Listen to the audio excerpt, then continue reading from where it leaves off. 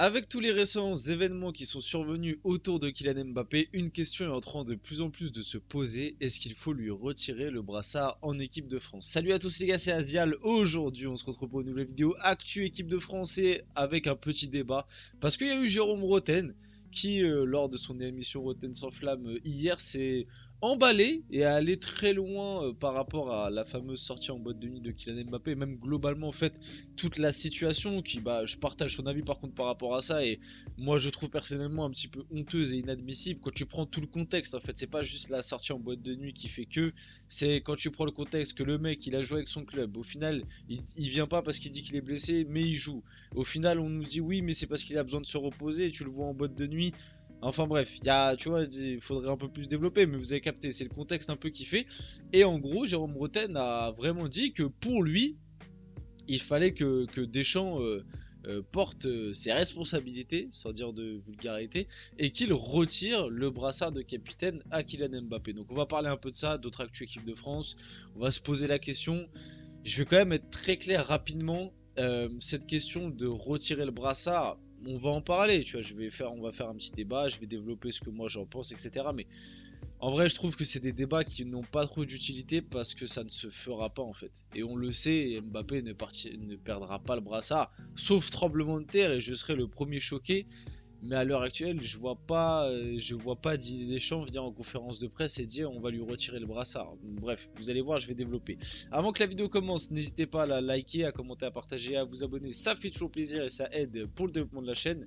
Et nous, on va pouvoir y aller dès maintenant. Donc, cette fameuse déclaration et cette enflammade de Jérôme Roten qui, bon, en soi, il est peut-être un peu loin, il est peut-être parti un peu loin dans le truc de, de retirer le brassard, mais c'est vrai que sur le fait, le message envoyé par Mbappé et j'en ai rien à faire des Bleus, moi je partage plutôt son avis.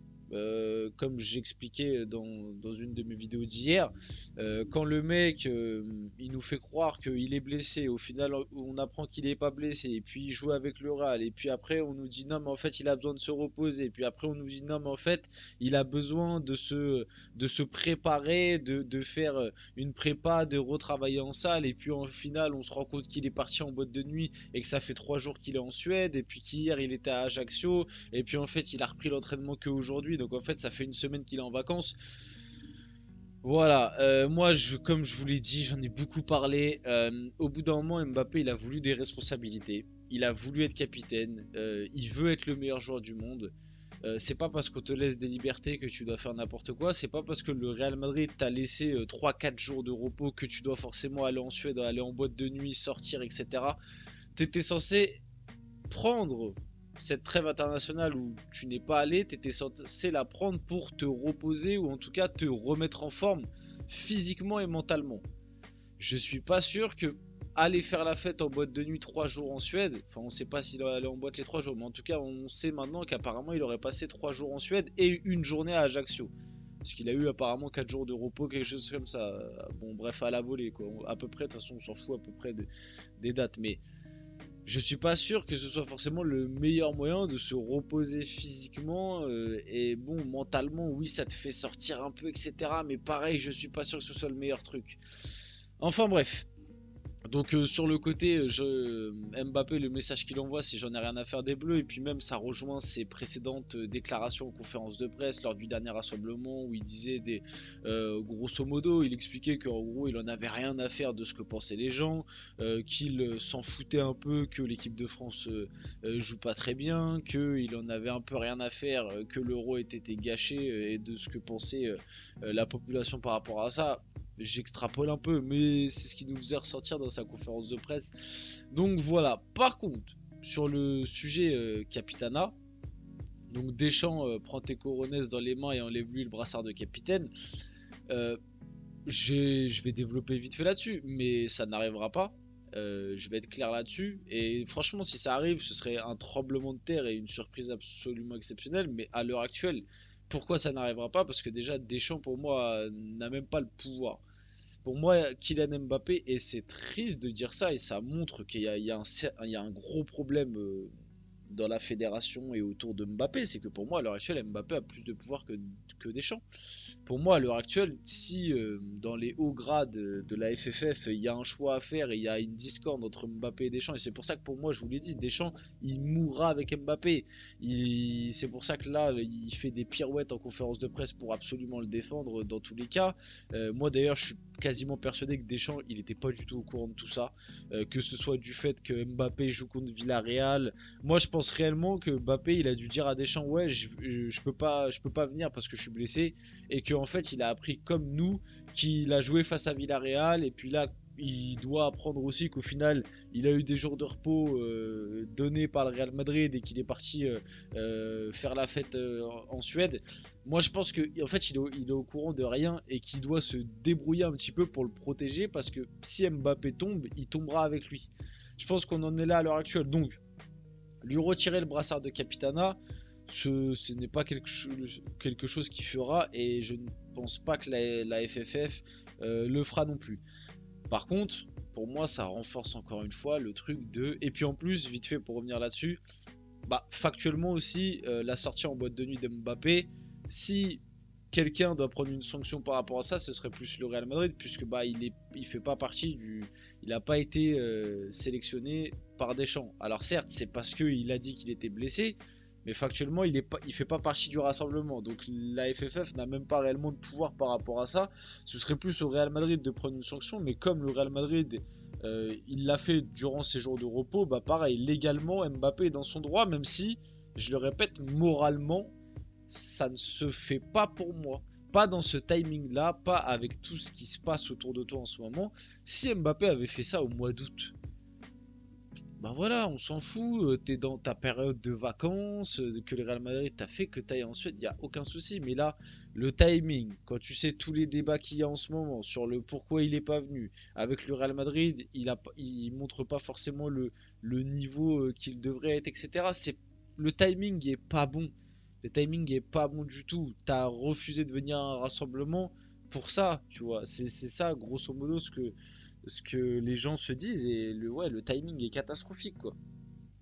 Donc voilà, mais pour moi ça renforce juste l'idée que Mbappé n'était pas le bon capitaine et il fallait sélectionner Antoine Griezmann. Maintenant, ce que j'en pense vite fait, maintenant que j'ai dit que c'était impossible, lui retirer le brassard, je sais pas honnêtement, je suis même pas sûr que ce soit la meilleure des solutions. Moi, je lui aurais déjà pas donné.